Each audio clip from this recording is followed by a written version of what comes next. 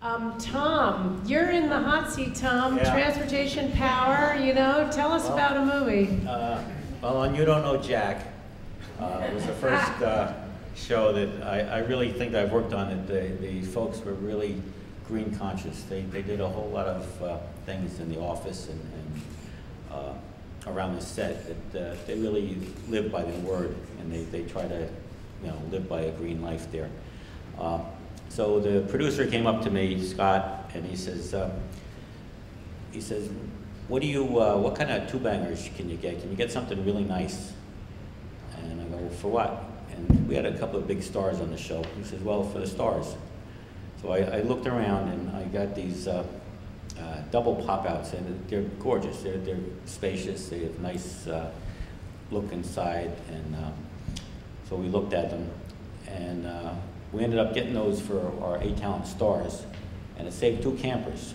So I mean, right away, he saved gas and propane for 2 vehicles, plus the rentals. And so that was the start of You Don't Know Jack in terms of our conservation. I told him we should have a base camp generator, because that keeps you from running all the equipment and is much more efficient and it's a lot cheaper. So I called up CSC, my friend John, and he had a generator, and Scott was pushing me on biodiesel. Never heard about that biodiesel, didn't know what it was. So I started calling people, and everybody I called said, oh, don't go there, your generator's gonna blow up. I mean, it was really quite interesting. So I called John, and I said, what do you know about biodiesel? He says, well, he says, I've never used it, but you know, I'm willing to try. He says, I'll research it. He called a few people, and he said, you know, I haven't heard too many bad things. So we got a contract with a company called Tri-State Biodiesel. And the deal was we had to order a certain amount of biodiesel, and they would meet us at the set, which was no easy task because our sets kept changing. So I didn't know where we were going to be here at the time. So the guy must have thought I was nuts. I told him I'd meet him one place, and he'd be there, and we wouldn't. So that was just the nature of the beast.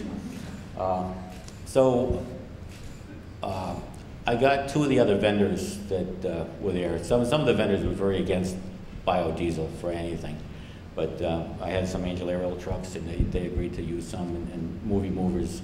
So there were a few of the vendors that would at least use their equipment as kind of a guinea pig type thing, and we used it. And on the whole job, we had nothing go down, nothing blew up, everything worked fine. It was about, I think it was about 10 or 12 cents cheaper than the petrol diesel. But I think we used more of it. I think it burned a little faster, so we didn't get the bang for the buck. So it is probably an even scale on the costs. When the movie was over, I was very surprised, and I go, "Oh, this is pretty good." And you know, it's much less polluting. The pure diesel has no sulfur and no pollutants. We used, there's a letter B. If it says B20, it means your biodiesel is 20% bio. If it's B5, it's 5% bio. So if you ever buy it, that's how you're going to tell what your diesel amount is, the biodiesel. And at the end of the job, you know, everything was great. All the equipment went back. And I must say that the following job I did was salt, reshoots of salt, and I had John's base camp generator again. And unfortunately, that's when the generator went down. One of the properties of the biodiesel is it has a cleansing property. It will clean the tanks and it'll actually wash the inside, and any particle matter, etc., you'll have inside there will come up, it'll come out. And John had come over and serviced my generators, and he just left, and that's when the generator went down. So it was interesting. Everybody's running around going, what happened, what happened? And I believe it was a screen that was clogged. And and he, I don't know if he changed the screen or cleaned it, but after that we had no problems with the thing. But I must commend John and CSC for going out on a limb and trying to do something and testing new waters. So I want to thank all the people involved in that. Did you say it was a strainer? It was a strainer. Yeah, that's like a whole new frontier for us. So maybe after the reception, if anybody has any questions, John from CSC is sitting back there. He's got his glasses on his head. That's how you know him. I just want to say something to you, Tom, which is that I was lucky to be able to see the environmental report on You Don't Know Jack from Native Energy, the carbon offsetter company. And you guys got high marks for reducing your emissions, your air pollution. And my hat's off to you for making the effort.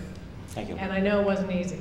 No, it wasn't. And were there people on your team in your department who were like, I don't know, Tom? Yeah, there were a few people that, but you know, once they knew this is the job, then they just did it. That's it. They I have a good bunch of guys works for me, and they'll make a few noises, but then they get the job done. All right, that's great. Well, thank you very much.